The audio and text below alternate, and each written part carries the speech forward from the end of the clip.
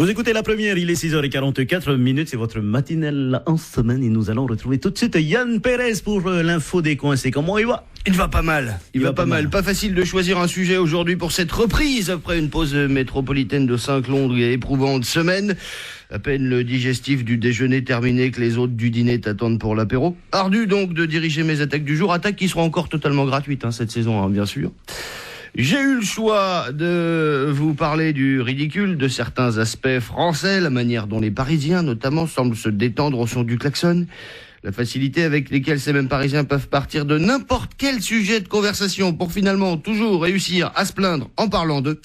Et puis, ce que j'ai noté également, c'est les panneaux routiers. Je sais pas si vous avez l'occasion ou vous aurez l'occasion de faire de la route sur les nationales ou autoroutes françaises, les panneaux routiers avec notamment des alertes sur la présence de cerfs qui pourraient jaillir en travers de cette même route, mais pas n'importe où. Non.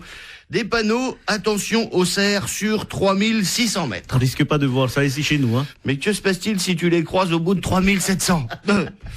Ah, ça, c'est petites habitudes, le cerf, ça traverse toujours au même endroit. Vous dire, on gagne un truc, si on en voit ailleurs, il change le panneau, qu'est-ce qui se passe? Alors après, je me suis dit non, oublions la France aussi vite qu'elle nous oublie. Cette rubrique est la plupart du temps politique. Que fait le gouvernement? Que font les représentants? Vite, sur Tahiti Press, avant que ça ferme.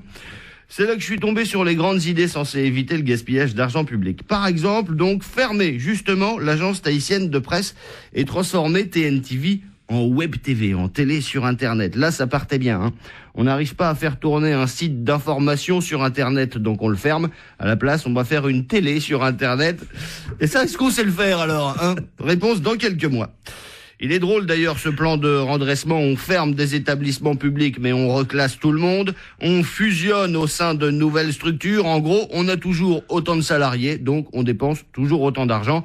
Le pays invente en quelque sorte le redressement horizontal, de manière à bien garder son déficit parallèle à ses coûts de fonctionnement. Après la compta analytique, on a la compta transversale. J'ai vu d'ailleurs qu'un collectif de soutien à TNTV s'était mis en place, essentiellement pour sauver les telenovelas de la chaîne locale. Pour sauvegarder leur emploi, le couple Vohi envisagerait de se filmer chez eux en inventant des scènes de ménage et en prenant l'accent espagnol. L'amor del charbon, l'amour du charbon.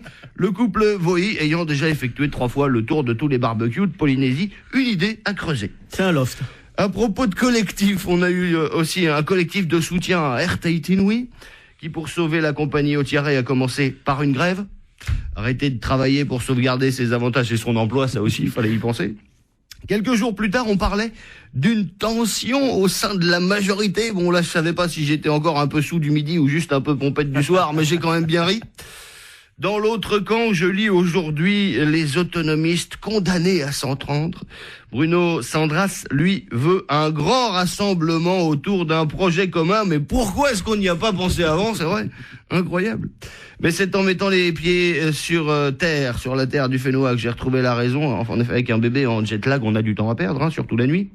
J'ai donc, sans raison précise, acheté la Dépêche Dimanche pour un brin de lecture nocturne. Entre deux, si font les petites marionnettes. Et là, miracle, le premier quotidien du Fénois n'a pas changé. En effet, un nouveau drame du copier-coller a frappé la Dépêche de Tahiti. J'ai la page dans mon sac, si tu veux voir. Oui, hier, donc, page 31.